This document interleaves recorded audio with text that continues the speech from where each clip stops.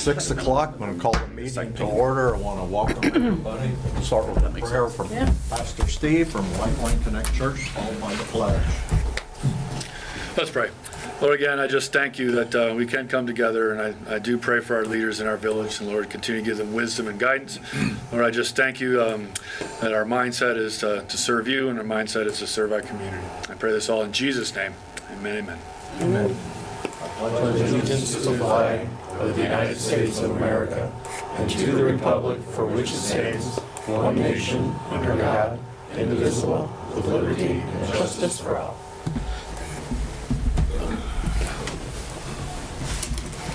Okay, welcome everybody. First, have roll call. Barth. Here. Bassett. Here. Martin. Here. Egley. Here. That's it. Taylor's going to be about 5 minutes late.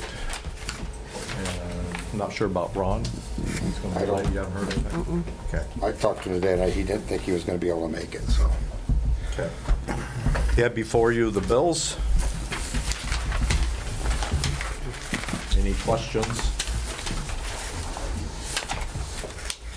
I was waiting, do you want to wait for Taylor since I have to abstain before he gets here? Yeah, we can.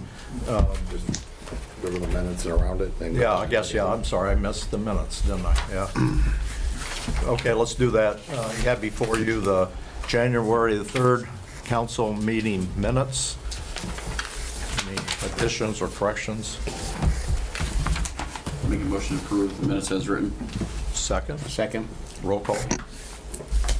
Egley. Yes. Martin. Yes. Bassett. Yes. Barth. Yes. Okay, we'll skip over the bills until Taylor gets here. Boards and commissions, nuisance board met January the 6th. Minutes are in the packet. Any questions on that? I was just curious. I saw in one of them that they were going to contract, excuse me, a building inspector. Who pays for that? We'll have to pay for it. Yeah. Is that how that's typically done? And then do we build? We've never had that done. Oh, it's never been done. Okay. As far as having an inspector come in, Okay. probably could. If it goes past or fails, might be able to charge them for it, but yes. Okay.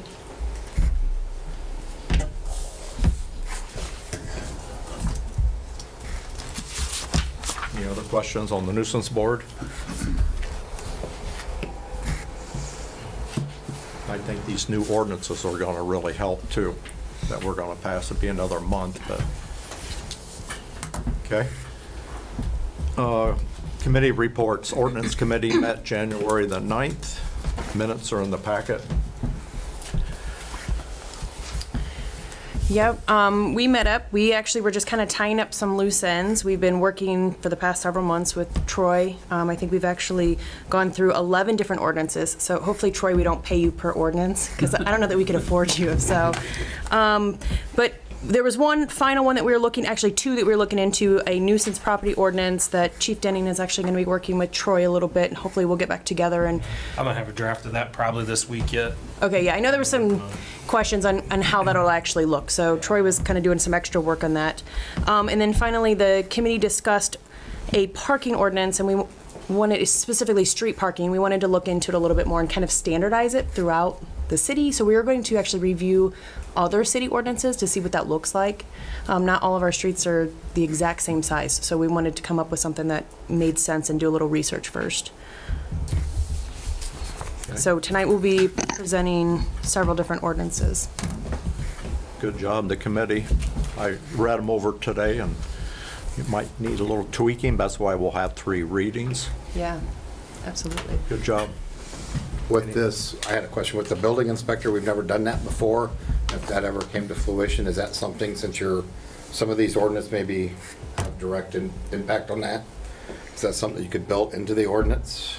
Does that make sense? This is the house that needs A structural issue. Right. I mean, the only reason that you would get something like that would be, I mean, a structural issue. You don't need somebody to tell you that because they got a bunch of junk in right. whatever out in their front yard, there's water with a bunch of mosquitoes and everything. Obviously, everybody can tell that, or, I mean, I would say, no, I mean, I wouldn't anticipate it being the type of thing that we'd be regularly doing, so I'm not sure.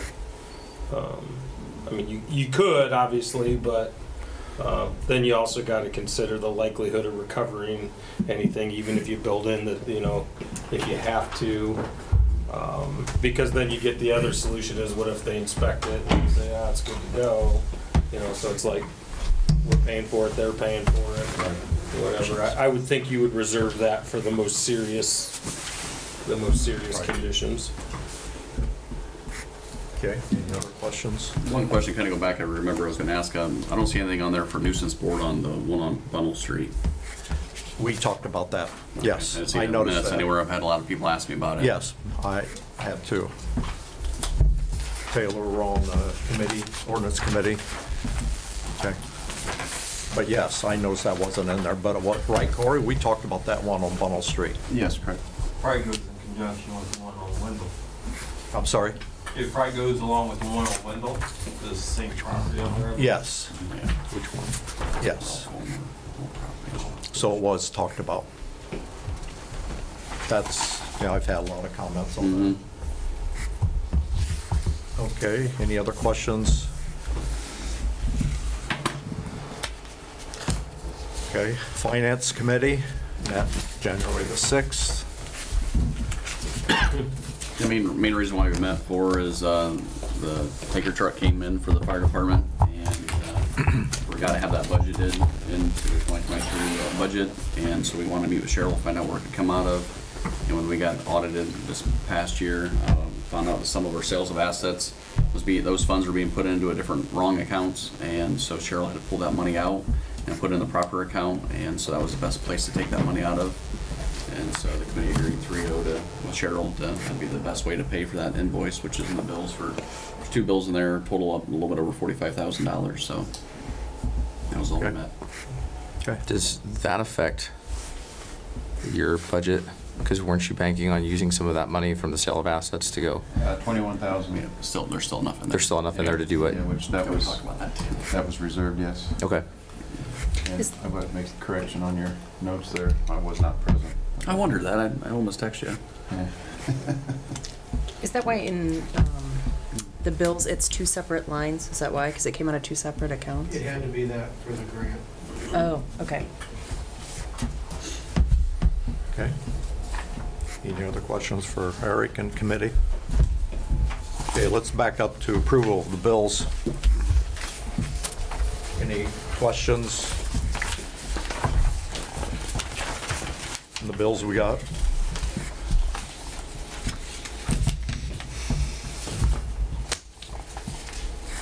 See, we bought more road salt. Were we not stocked up enough, or you guys use that much this winter? It was just whatever was left over from last year. This was our first delivery of 21 ton. We have to purchase at least 90 ton for our contract. Okay. Makes sense.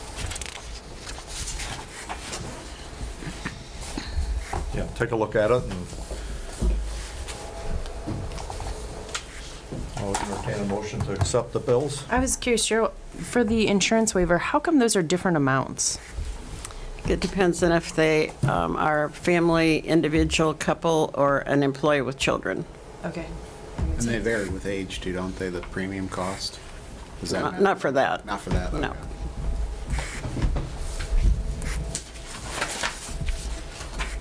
Make a motion to pay the bills. Second. Roll call. Charlie seconded. Barth, Abstain. Egley, Yes. Bassett, Yes. Klepper. I'm still making my way through. I should probably abstain until I'll abstain. Martin, Yes. Do we have enough to pass the bills? Okay, good. Okay, administrators report. I really don't have anything to add except for what I got in this report. Did everybody get the second report thing that I sent you? I don't know what had happened there, but I caught that at the end of the day. Energy optimizers will be here Wednesday morning. and we do know of a few fixtures here in town that they need to take care of yet. My first meeting with Standard Aquatics will be Friday afternoon at 1 o'clock to put some pieces together to try to get this RFP out. You guys all received the update for the water tower, the latest Schedule. timeline? Yeah. Yeah. Joel, it was the last meeting or 2 meetings ago that Energy Optimizers had submitted their final bill. He said that there was still work to be done down at the sewer plant. Has that all been done? Not yet. No. That bill, when I had approved that final invoice, that came kind of with a clause, and the email was, you know, we could hold off on payment until they were completed, till the final walkthrough was done. So Okay. I think there's still like 4 fixtures at the sewer plant, and we've got a few of them out to the PD as well that they need to take care of yet.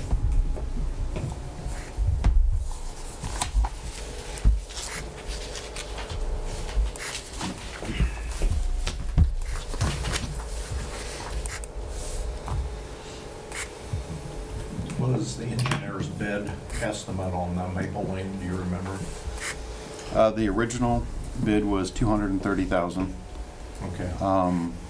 After going over the specs that they were doing for the storm line, they were going to stub out laterals, you know, like up to the houses. Wow. And we've never done that before. No. So we ex-nayed that, and it dropped it down to $198,000.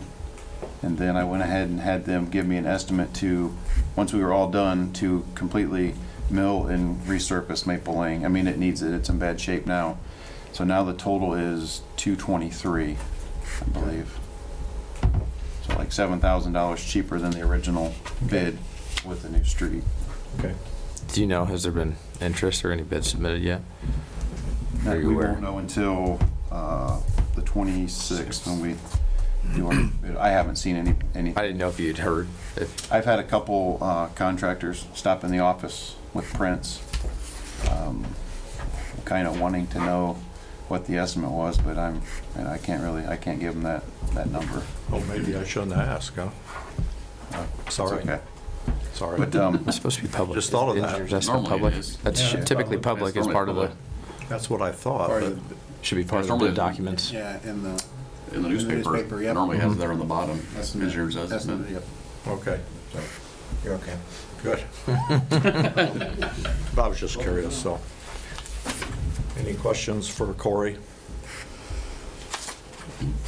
So as part of the scope of Standard Aquatics, what is that?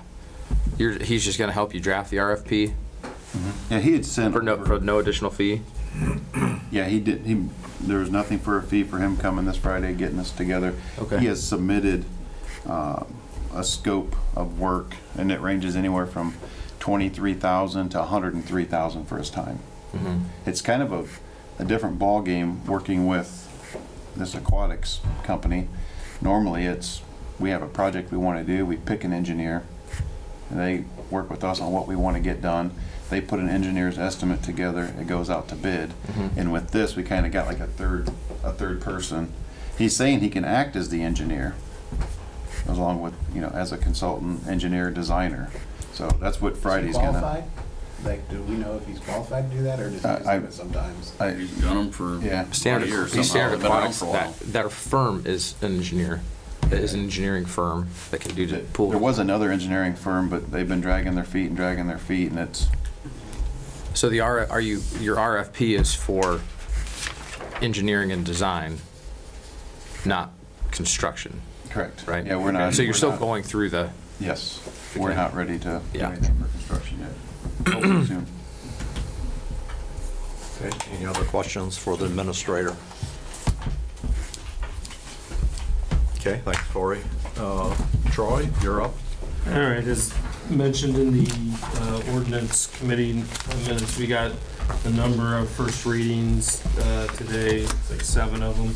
We'll just go through them all, and some of them are pretty short and straightforward, and some of them are quite lengthy. So probably if anybody has any specific questions or anything, probably unless it's something real short, it'd be easier to shoot me an email or something like that, or the committee, and we can talk about it.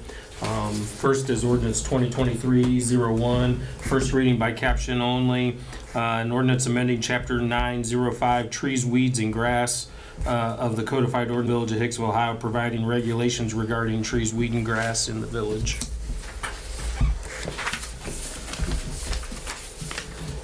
And again, on that one, just so you're aware, not every section that's in there got changed or revised or added, but the way that has to be done is when you're doing the whole chapter like that, you have to include the whole chapter, even the stuff that didn't get revised. Next is ordinance 2023-02, an ordinance amending section 911.03 of the codified ordinances of the Village of Hicksville, Ohio, to revise the rules governing notices to be given to remove litter. Ordinance 2023-03, a first reading by caption only, an ordinance adopting section 521.13 of the codified ordinances of the Village of Hicksville, Ohio, to regulate outdoor furniture. Ordinance 2023-04, first reading by caption only, an ordinance amending section 1165.09 of the codified ordinances of the Village of Hicksville, Ohio, revising the rules for parking and storage of passenger motor vehicles on residential property.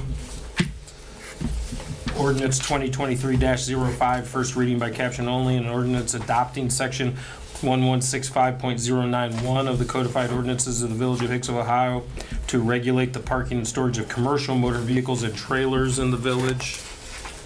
Ordinance 2023-06, a first reading by caption only, an ordinance amending section 1169.10 of the codified ordinances of the Village of Hicksville, Ohio, to revise the rules regarding disabled vehicles and motor vehicle junk in the Village of Hicksville. And ordinance 2023-07, a first reading by caption only, an ordinance adopting section 1165.092 of the codified ordinances of the Village of Hicksville, Ohio, to regulate storage of recreational vehicles in the village. The only other thing would just be an update on another matter.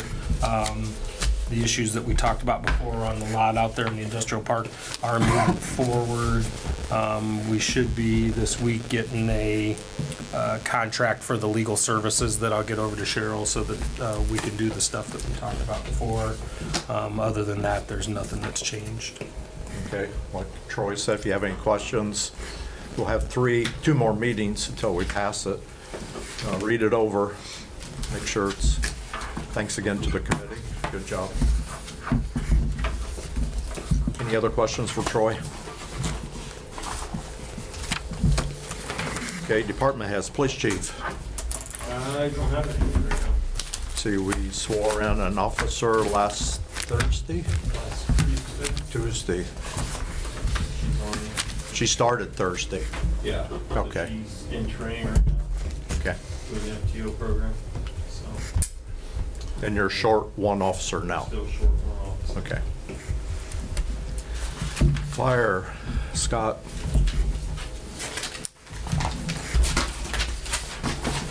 Tonight I gave you the run report from the end of the year. Got a total of 624 runs between fire and EMS. And then I gave you breakdown of what area we're in. The new truck is in. It's next door if you want to come look at it. And I'm working with Lexipol on some training things. Well, it'd be an online that we would incorporate with our hands-on training. So that should help with training. And we had to put a new furnace in next door. The combustion chamber went bad, and I got a pipe over there, the vent pipe, about caught it on fire. How do you reckon that thing went bad? Must be getting used too much. So we did, instead of just replacing the combustion chamber, we did put a whole new furnace in. That was the original unit with that. Yes, that came with the building. It's pretty old. Original filter too. Was it really? Yeah. No, it wasn't the Not original. quite. Say. Not quite. Check that. I think that's all I have for right now. Oh, I have 2 of the MRs, 2 out of 5 passed the test so they can start running. So, we're getting there. Have you gotten interest in, it's, because based on last meeting, right, it was the new trucks and the requirements you're gonna need the CDL. You don't need a CDL, you need a DOT physical. DOT physical. Yeah. Okay, so you don't actually have to go through the CDL No. test. Okay. No. I was gonna say, That's what Bruce said. yeah, that's what Bruce had mentioned. Class A. Yeah. Might have a tough time getting those No. getting those guys to drive that thing. No. So that's not an issue. It's not an issue. Okay. Because that's a federal truck, we have to follow their guidelines. If we don't, they can come take the truck if they so desire.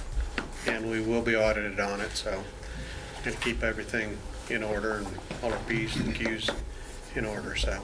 Is that an annual physical or just a? No, just a one-time. One-time only, okay. This report compared to a year ago, fires, rescue, are they up or down? I was looking, it's not on here, right? I'd say they're up, A little bit. Both of them? more EMS than fire. Yeah, okay. Yeah, thanks for the report. Yep. Anybody got any questions on the report you had a chance to look at?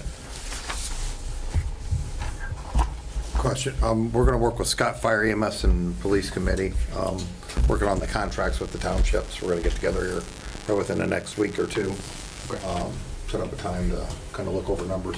Scott's been, I think, calling some of the townships representatives and discussing what he's expecting.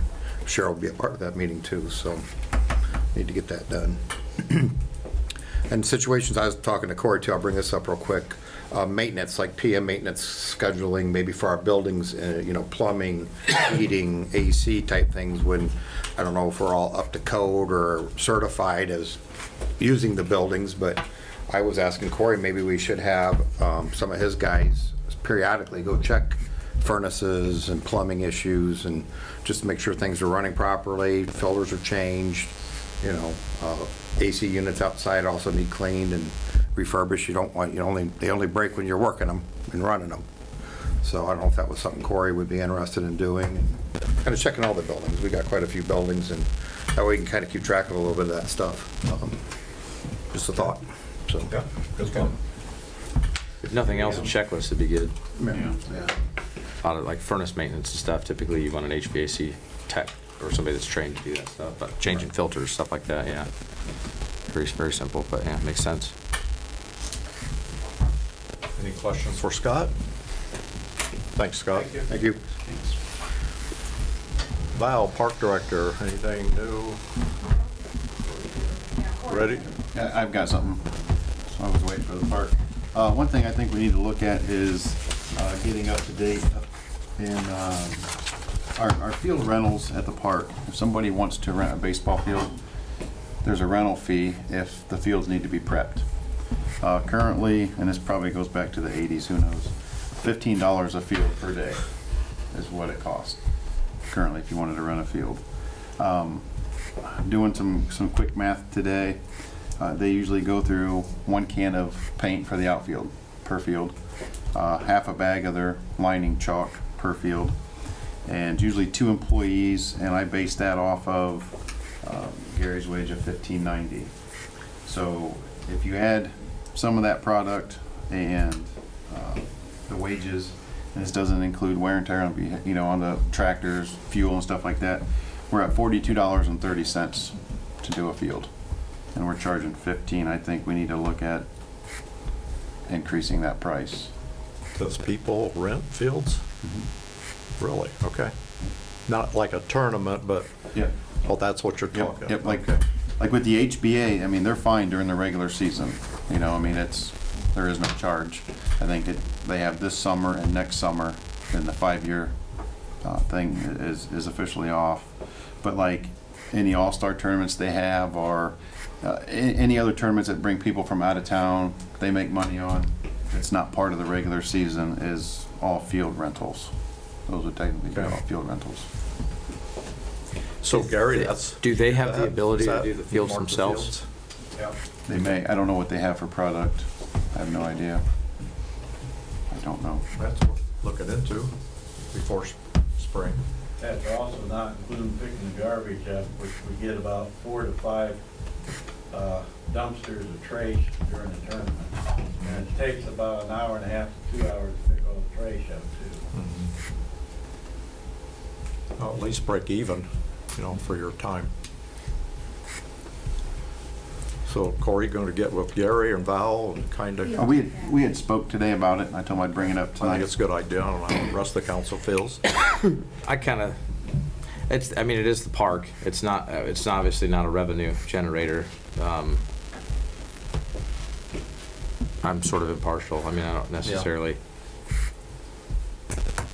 really have a feeling one way or the other. They're making money off of them. I mean, it's a big tournament where they're charging parking fees and everything, so for attendance for people to come to the games. So I'd say if they're paying, I mean, if they're making money off of it, we might as well at least break even. I'm not saying it's a moneymaker, but at least pay for the product so we can replace it and for their time. So I guess, does it make sense to reevaluate, I mean, their regular lease agreement? Well, no, he's saying not during normal HBA stuff. He's saying like after their season's over, like All-Star tournament. All-Star tournaments. Well, yeah, yeah, I understand in the that. fall, you know, October, Because they're not tournaments, their getting- season's over. Which wouldn't be covered by their. They don't charge for Yeah. parking during that. They make money obviously off the concessions, but But I guess, also kind of we do that because it's part of services that we offer the community. The All-Star tournaments are a little bit different because they do make quite a bit of money off of it. It's not like we're trying to take that money Take away, their but, profit. you know, it's costing extra, obviously. no, and I understand that, Right. but at the same time, if you have, so we're looking at the regular season as a donation essentially Yep. of labor and time, Yep. which they make money on concession stands and all of that stuff also.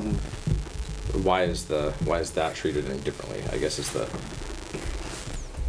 I would just see it as kind of a, you know, it's part of the summer program that, you know, if they want to play baseball, they have the opportunity to, and, you know, we use our resources and our time during that program, and the All-Star tournament's a different beast, in my opinion. How does the contract read currently? Like, if they wanted to come in and do their own fields, line them, do the maintenance, are they allowed to? The contract allows that to happen? Yeah, which we allowed it, and then they did it for a week, and then It so they takes a didn't lot have of the time. manpower to do so. Yeah, it takes So we time. took it back over, And they're all volunteer Which- anyway. Yeah. which is fine. I mean, we were okay with them doing it, but you know they didn't have the manpower to do it, so we took it back over. How do we handle softball? Same way. We do it's the same scenario. They don't So currently do an theoretically, if All-Star, they didn't do want to pay, I mean, I guess the question would be is if you up the rental fee, they gotta pay that no matter what. Does it need to be like a two-tier, like if you're renting the field and using our services, it's this.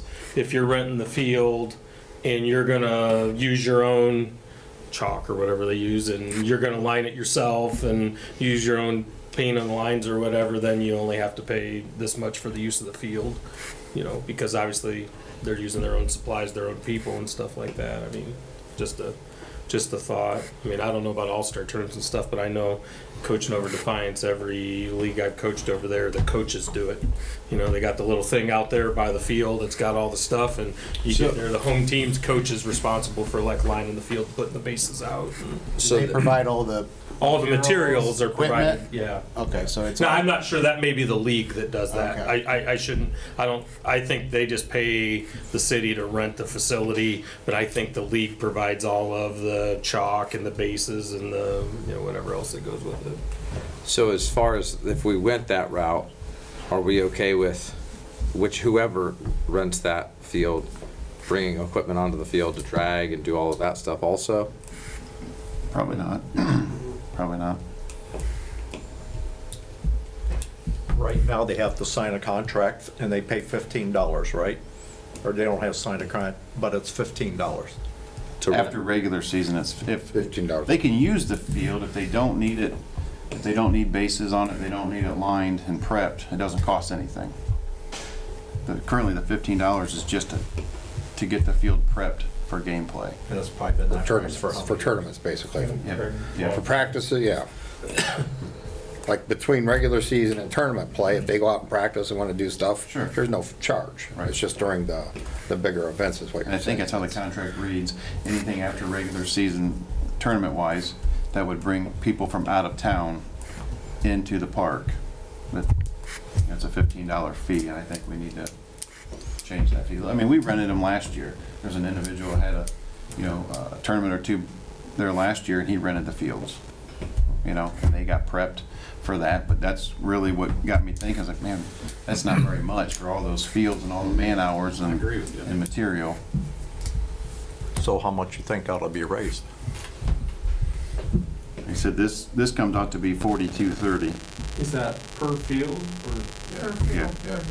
Yeah, so they've got, I don't know how many fields are down there, but. So theoretically, a tournament, so like the tournament that was there last year, they used the 3 fields up there for the Little League fields, the Pony League field, the softball field, right? So did they use all, They use all 7 fields. they used all 7 fields per day, so that's 7 times, if you wanted to do that, 7 times 50, $350 a day, times 3 days. 1,050.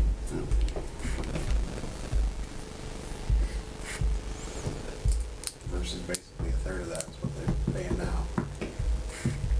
Triple the, we go from $15 to $45 a day,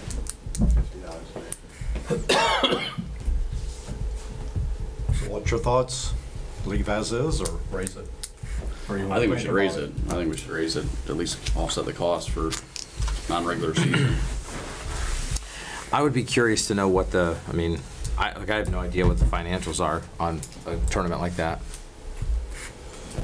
What $1,000 costs, or like what they're bringing in. To me, it doesn't matter to me if they make 2,000 or if they make 50,000. It's still just covering our costs for doing that. I mean, Gary's coming in on Saturdays to line the fields and prep them all. I mean, everyone deserves a day off, and especially when he's not scheduled to work on Saturdays normally.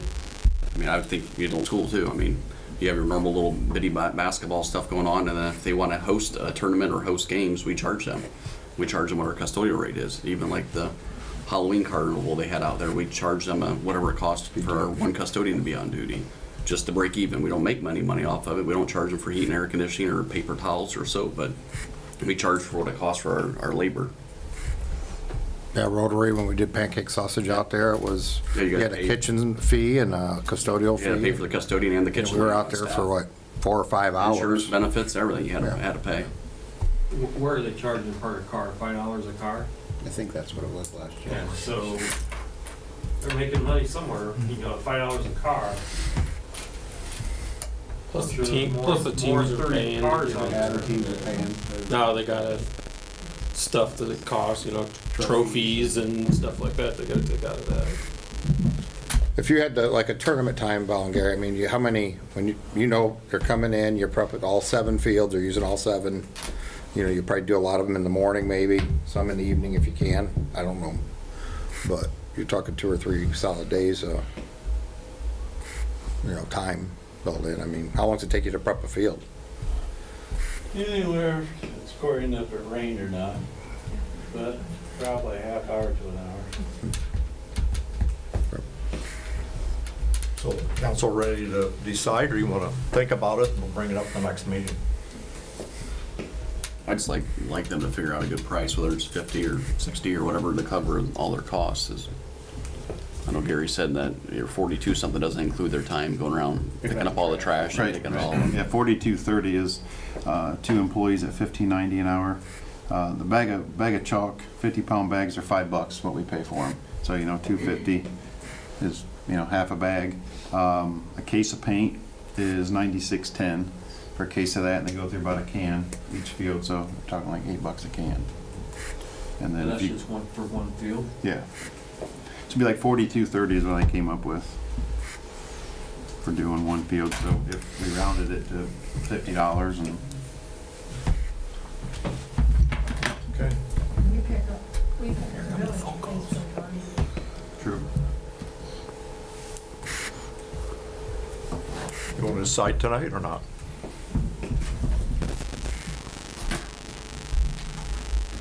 you want to go with what he recommended, if they're going to do it themselves kind of thing, and have a two-tier scenario? Or? Well, and he brought up a good point, though, about them dragging the field, bringing their own equipment and stuff. Keep it, we do it? I would be curious to know what the lease says now. Like, does the lease say we have to, like, that the village has to do all that prep work?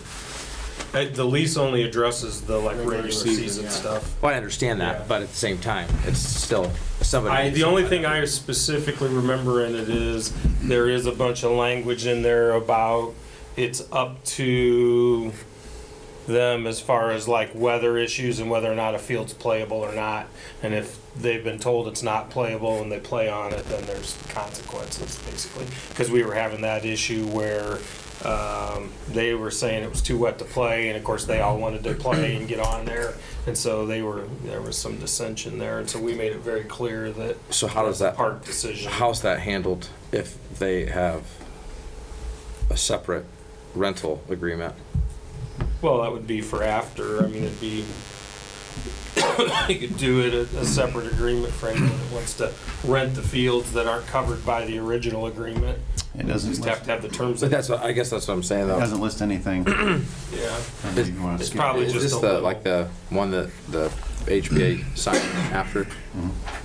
But it states the $15 in there, so would we be Right. breaking contract if we raise that price before the contract's up?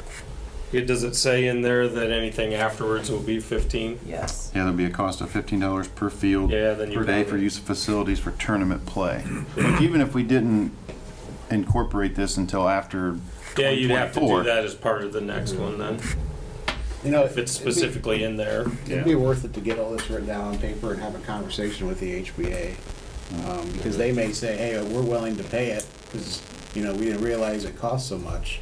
I think it's worthwhile to sit down and How have a does this- conversation instead of, how does this work if it's not the HBA? There's an outsider that wants to come in and have it. That'd be different. I mean, but again, you could be justified to, hey, our local people that we work with all year, we charge one thing, and if whoever, Sure. I don't know who does that, but like a family wants to come in and our rent the sports field. coordinator wants to set up a tournament, and Hicksville's the midpoint of all the teams he wants to invite, and it's unaffiliated with any of our local, even if we might have some team in it that's local, Right. but it's done by like a third party, or whatever, then I think then we could do a separate rental contract with them, and quite frankly, could charge them whatever we see fit. But stuff that's HBA sponsored, like they want to have an all-star tournament, that's like the, Hicksville Little League Association, whatever, 11 and 12-year-old all-star tournament or whatever, then I think that would be covered by that contract. So it'd be wiser to wait until 25. As it pertains to them, I mean, if you wanted to do it, I mean, I don't know if there's How often it happens? how often it happens that somebody unaffiliated with one of the local leagues wants to do a tournament, you know what I mean? So you're saying even this coming summer, if somebody from Oakwood comes in and say, hey, I want to use your fields for a tournament. Yeah, because they're not subject to that contract. They're not a party to it. So we could do that now. I mean, you'd want to have some basis for why you did it. But when they contact us and say, hey, we want to do whatever, what do we need to do? You'd like to have something already in place where you can say, well, it's going to cost you X amount of field per day to rent them. And then have them, you outline all those costs on a piece of, like a document or something, and then Sure. if anybody ever questions, say, well, this is what we charge. We're not making money off And there's no problem with charging more for outsiders than insiders, so to speak, because obviously they're members of the community. They work, they play there all summer and they do everything. So you've negotiated a contract with them and got that built in there. And kind of going back to what Charlie said, that's part of the benefits of living in the community type of thing, kind of like the regular season is. We're going to help, provide what we can so they can play softball and baseball all season. I think that's fair. Yeah, because in here, that's how it's worded. Tournament play is defined as an event where out-of-town teams are invited to play a tournament in town where the purpose of the organization is to make money. Right. Which that organization would be the baseball Sure. or the softball association or whatever. So if it's some other, we don't have a contract with Taylor if he wants to organize one, and you know, for whatever purpose, wants to do a fundraiser or something, I guess that would be a different story. If you're, you know, somebody wants to do some type of fundraiser and have a men's league softball tournament or something. So to completely change this, we'd be best to wait our 2 years until honor their contract. We should, otherwise we'd have a problem there. Okay. Does their contract have to state an exact price, or can it say market value or whatever, where it gives us that flexibility? Because I mean, this year it may cost $42.30. Next year it might cost $52. You could build in. You don't really want to say market value, but you could build in some. I give you a perfect example that we do, like the fuel charges with Whirler. You know, where you got to build in there that due to, you know, cost of whatever, and reserve the right to, you know, increase whatever fees,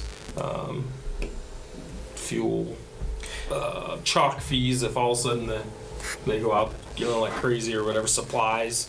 You just listed something, so you could do it that way, but I don't think you want to say it's market price or whatever. Baseball field. Okay. It is what it is. I mean, at some point, we're just trying and cover as much as our cost as we Yeah, can. break even. We I don't probably want don't want to make it more complicated than it needs to be.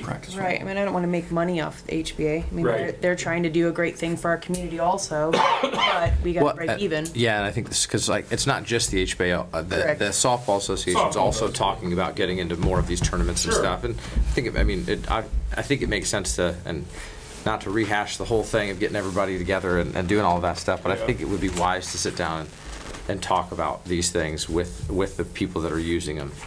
Most often. Most often. Yep. Okay. Pretty much the same. It's probably the same. That kind of. Okay. Where are we at? I got one more thing. This was kind of a school question.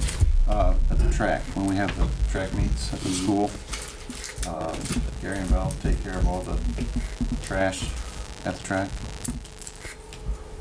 Is there a way we can, does the school pay anything for that?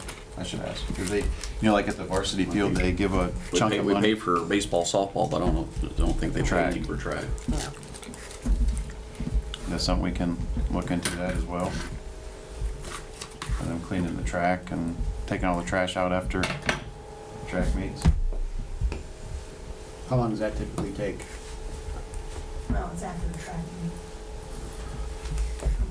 meet. Whole track meets, yeah. How long does it normally take to clean up? 20 minutes. That's it? Half hour. Oh. Just one or both of you? Is there one person doing it or two? Sometimes. So, okay. Usually one. I mean, we can talk about it for sure. I mean, right now for football, we get mighty tidies for free. Drop off as many as we want for football season, and at the end of the game, the athletic director or the players, they bring them out to the fence and they dump our trash for free twice. Since they do all of our trash at the school, they don't charge us anything to dump the trash. So we don't pay anything. Maybe look at something like that rather than stuff in the park dumpster full through. Yeah. Wouldn't be a bad idea. I think you should make the throwing coach actually haul all of this. I mean, they're in track, so look for exercise. That'll trickle down to that'll trickle down to the athletes. I'm delegating. Hey, they need the Gotta be exercise, right? 20 feet away from the trash can. Let's see if we can make it in. Okay, good discussion. Good discussion. I think, so back to the Mighty Tidies thing, if you go to event-based, I think you gotta kind of be cautious because there's a lot of public that uses the track outside of those regular hours. So if you don't have, so if they're not, like, unless it's in season. School property. Well, yeah, but that's what I'm saying, as far, if those cans are only there for games and then picked up, are they there all season? Yeah. Yeah. So just defining what that is, just so there is still When the track, receptacles. when the track is over, we take the ones that's out there away. We don't leave them out there, we put them out through the park. The barrels. So there's not so outside of track There's season. one right by the gate where you walk in. That would be the only thing I would recommend, just because you can tell if you're down in the park afterward, like after the cans get pulled in season, there is trash that just ends up on the ground. So if there is a limited window that Mighty Tidy's going to do that, I think we still need to make sure we've got some sort of receptacle there covered. Sure. Okay. Anything else on park? Okay. Fiscal officer, Cheryl. Besides fund status, you have the December mayor's court report, the revolving loan reports for November and December, and Mike Bailey's 2022 zoning permit listing. Okay, any questions for Cheryl?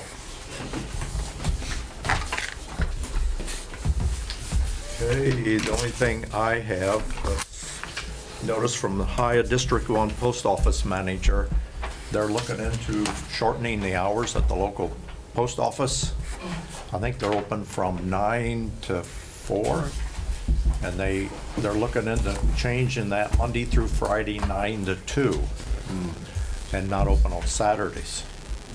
So they're soliciting public input as part of the study process, so they're just looking into it. All comments received by February the 28th will be fully considered in any decision. So I have an address if you want to write it. Its name's Charlie Kenny, MBME, whatever that means, 2400 Orange Avenue, room 24, Cleveland, Ohio, 44101. You know, I'm going to write, I think, you know, at least be open on Saturdays. You know, people work first trick. And, you know, you can drop mail off and you'll get your mail, but you can't go in and buy postage mail package. So I think we'll at least put your input. So and he says, thanks for your business, and we are sorry for any inconvenience. So I do have one thing I want to add, I wanted to mention. Now that we no longer do commodities up here at Village, the City Hall, just a reminder that people that do pick up commodities, that they will now be available at the Lifeline Connect Ministry Center at 104 Fountain Street every Thursday from 3 to 5? 3 to 5. 3 to 5, so. every Thursday, that's key. Yeah. Okay. And that's all I have on my report. Ed, you want to speak? You're not on the agenda, but I can give you a few minutes. Or I could turn your situation over to the Water and Sewer Committee. They can look at that. Would that be good enough? Well, like we discussed earlier today, you have your opinion on what's going on. And after speaking to Corey, I understand that they're going to do things in the future, but the problem that caused, the incident that happened caused a problem. And the problem is not going to get taken care of. That's where we have our differences. Yeah. What's going on is, I live right beside the park. When they tore the buildings down that's there at the park. That's Froggy Park. Froggy Park. Okay. They tore the buildings down. After they tore the buildings down, they asphalted it, or, you know, they made all the parking there. Well, the park used to grade toward the basketball courts. When they tore the buildings down and they asphalted it, they domed it. Now all the water runs to my house. It floods my crawl space. Flood my crawl space, water runs in there and it sets in my ductwork. So every summer, when we get the rain and all that stuff, I have to go out there and I have to rip all the ductwork out, or the insulated part of it. I have to rip it all out. Well, it got so bad that I had to buy pumps on the water back toward the football field. Corey come out, they wanted to make sure that that's where the water was coming from, and Corey went out there with the water department and they put a hose out there and they flooded the park. Within 5 minutes, it's coming right down on the side, off the back, and it's coming right onto my property.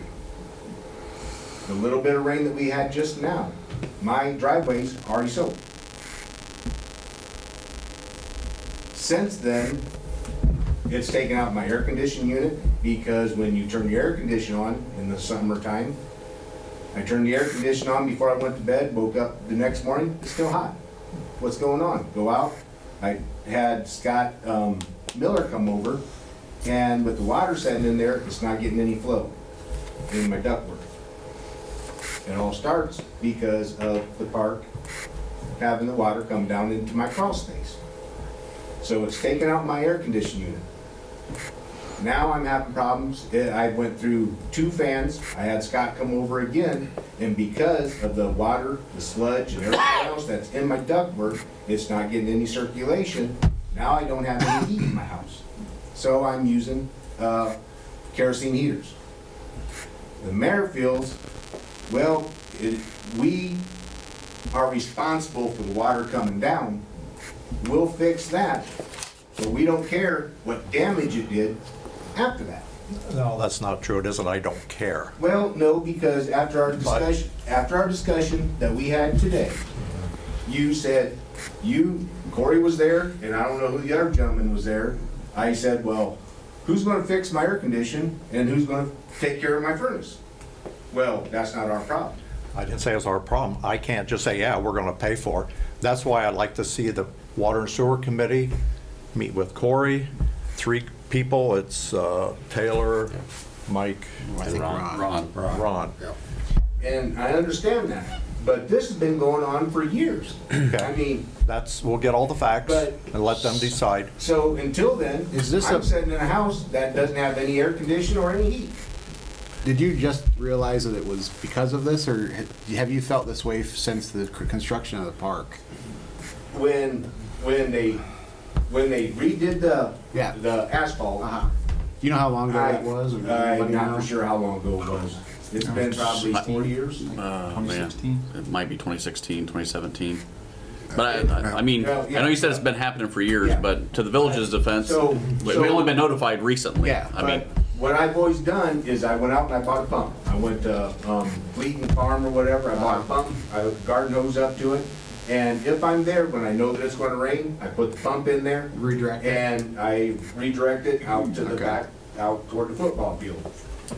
Now, since I go camping and I go down and visit my friends and stuff like that, when I sleep at night, once it rains and it floods it, then it's already there. I mean, there's nothing I can do. The insulation in my is already soaked. I ripped it out before. I went to Menards and I replaced it. I do it every year. And the last spring, I took pictures of it and I brought it up to the mayor's attention. And then we got a hold of Corey. Corey come over, and that's when we decided, look, something's got to get done here. I'm tired of spending the money. I'm tired of my labor, of climbing down in the muck under it in the crawl space to keep fixing it. And it's still... Yeah, but I'd like to see the committee meet with Corey and you and see what they can do to resolve it.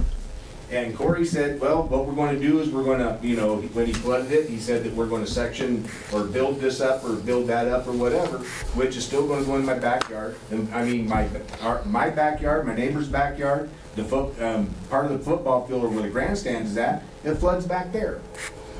Okay. We'll look into it. The committee, we'll look into it. And I understand you guys say that you're going to look into it, but this has been going on for years, and I'm still sitting in a house with no heat. I will say that, I know you said it's happened for years, but September 12th is when the first time I was ever notified, that Corey was ever notified, that I know of. Yeah. Just, I mean, in the last few months. So it wasn't like we've been dragging our feet for years on this. We've just been notified 3 months ago. So, you got pictures, Corey? Because I got the pictures you sent me and all the text messages from September 12th this year, or last year, 2022. So it's not like we've been dragging our feet for 4 years on it. We've just been notified. But nobody said, you know, since then, nobody said squat to me. Nobody said nothing to me. And now that I'm sitting in the house with no heat, and I bring it up and say, hey, you know, it's getting cold out. I shouldn't have to sit in my, I mean, what if I build a house on right beside your house, and I banked it up, and I flooded your house out? Would you put up with it? I mean, anybody in here, if I build a house right beside you, and I banked it to where all of the water runs into any of you guys' house. Okay. We'll have the committee look at it soon. I mean, not I think you contacted me probably September, I don't know when, got with Corey, and then he couldn't get a hold of you for a while, if I understand, right, Corey? Correct. Then finally you got together, but we'll let the committee look at it and we'll try to get it resolved. And the reason why he couldn't get a hold of me, I work a swing shift. I Okay. work nights. I've worked nights for 23 years. Okay. I work 6 to 6. So I sleep during the daytime, and I work at night. Okay, so anyway. Can you get us a document that details what your expenses have Yeah, been the as a damages. part of this? That's gonna be good to have. Yeah, I'm the head of the water sewer department. I can get you my email afterwards if you don't mind sticking around, just to give us, just so we know exactly what we're looking at. Yeah. I've got Scott Miller. Scott's the one that does all the work that I've ever had done. I mean, I trust Scott, and he knows more about it. I mean, I asked him, well, what could cause this? And he told me, this is what's going on, and okay, so I go by him. I don't know nothing about heating and air conditioning. And yeah, I wouldn't expect you to, but obviously you've incurred costs. So just so we understand what the cost is associated with the damages that you've gone through. Just in the last month and a half to 2 months, I went through 2 motors. I've got $1,000. I have $1,000 in just the motors because we replaced the motor, and it just continuously runs and runs and runs until it goes out, and then we put another one in. You saved all your receipts from all these things? Scott's the one that's done it. Okay. Okay, so they're gonna look at it, you're gonna get 3 guys on a committee, look at it, and work with Corey. And after we spoke earlier today, I went to my, I have to do something. So I went to my homeowner's insurance. I said, can I put a claim in on it? That way I can at least get the furnace is junk now. It's gotta all come out. And if the insurance is gonna go through it, they're gonna make all the ductwork come out because of if it's got mold or anything like that. It's all gotta come out and get replaced. Okay, they're gonna look at it. Okay. Anything else needs to be brought before this council? I did Yes. have a positive note. I want to thank you and your wife and whoever else helped with the Christmas party. It's a very nice party, very good food. Did you win? Didn't win nothing, but Okay. Well, you're thank gonna you. get some positive strokes out of me, but I'll give you one tonight. So anyway, thank you. That's it for the year. Anything else needs to be brought before this council? Make a motion to adjourn. Second, I'll second that. roll call. Barth, Yes. Bassett, Yes. Martin, Yes. Klepper, Yes. Egley. Yes. Hey.